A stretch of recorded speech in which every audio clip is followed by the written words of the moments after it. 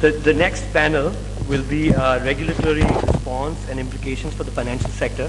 The program, for any of you who didn't notice, is in this booklet in the back, and we're running just about on time.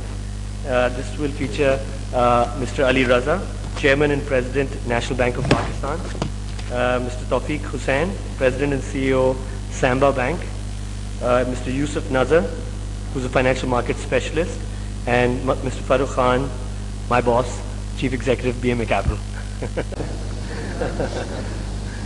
Okay, so we'd like to begin the second panel of the day. The question that we will be focusing on in this panel is primarily the government's response to the recent financial turbulence and the implications of the financial sector.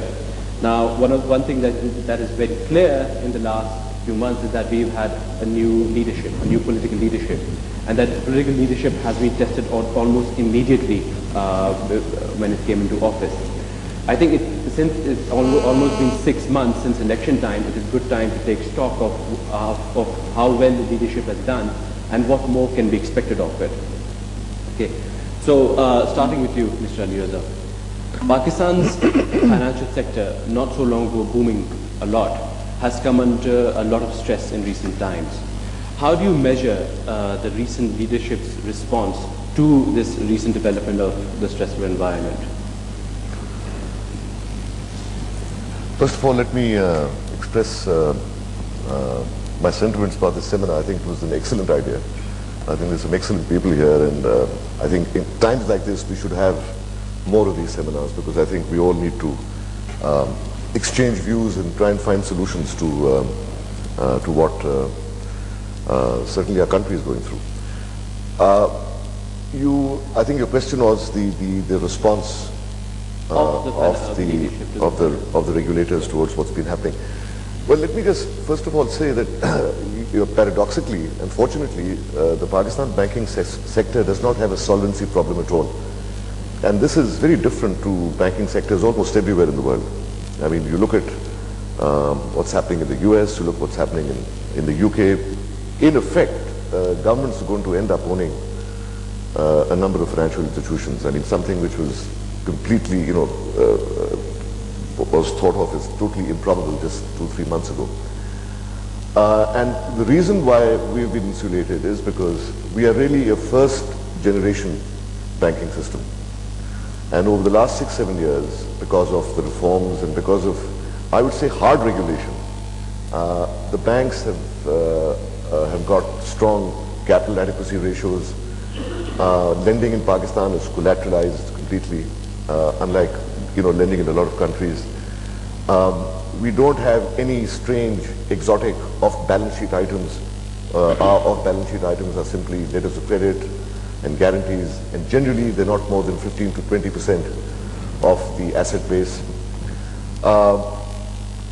I think over the last 6-7 years, the quality of human resource, the investment in technology, has also helped efficiency in the banking sector. So overall, there is no solvency issue.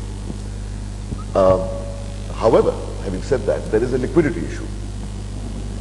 And that liquidity issue, I think, is something which all of us know, why we face this liquidity issue.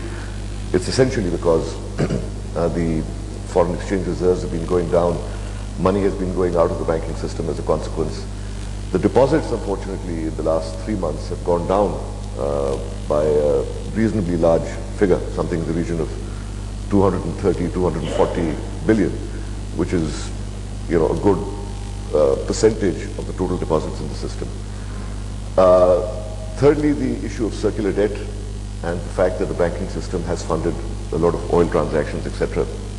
And that goes back to the fact that the government has a large deficit, and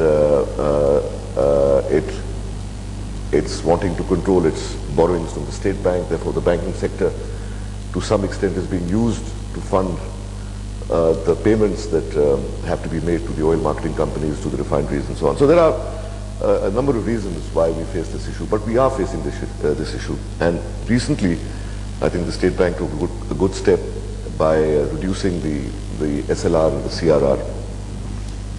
which effectively has put back about 200 to 220 billion in the system. But at this point in time, our assessment is that the needs are almost at least twice of what has been released. Now I know the central bank has its own problems, and maybe Tawfiq can throw some more light on this. But this is really traditionally the peak season for borrowing in Pakistan. Number one, this is the season when the financing of commodities starts and kind of reaches its peak in February.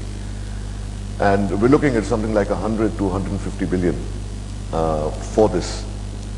Last year this figure was 20%, 30% lower. The reason it's high this year is because the support price has been raised for a number of commodities. So that's one. The second is the cotton borrowing season kind of picks up at this time and then reaches a peak again around February or so. So coincidentally and unfortunately, we are hitting this liquidity constraint at a time when the borrowing needs of the basic sectors are just about to start peaking off. Now, having said that,